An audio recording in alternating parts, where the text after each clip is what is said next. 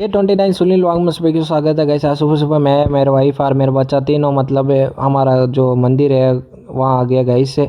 वहाँ आने के बाद सुबह सुबह जल्दी आए तो भीड़ इतनी थी नहीं, तो फटाफट भगवान का दर्शन करने के बाद थोड़ी देर मंदिर फिरने के बाद मैं वापस आ गया गई घर पर आने के बाद मेरी बहन का और मम्मी का मतलब चेन्नई जाने के टिकट था, तो बहन को पिकअप कर दिया। मम्मी नानी के घर पे थी तो वहाँ जाकर मम्मी को भी पिकअप कर दिया गाइस। पिकअप करने के बाद हम आ गए रेलवे स्टेशन आकर देखा तो यहाँ भीड़ कम भी थी। तो थोड़ी देर बैठने के बाद मैं लेकर आया कचौरी और समोसा, तो मम्मी का और बहन को मतलब खाने को दे दिया गई से।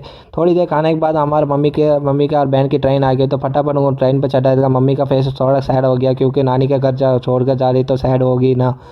तो फटाफट ट्रेन रवाना हो गया। ट्रेन रवाना करने के बाद मैं आ गया भाई वापस मेरा मामा के घर पर।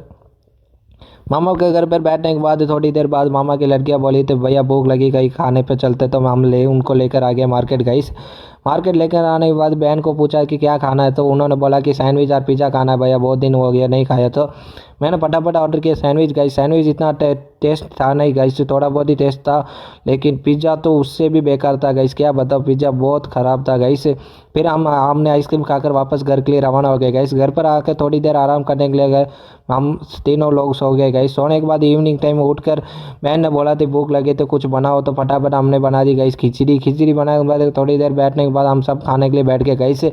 मैं मेरे बहन और मामी सब खाने के लिए बैठने के बाद वापस मार्केट आ गए गए कुछ काम के लिए।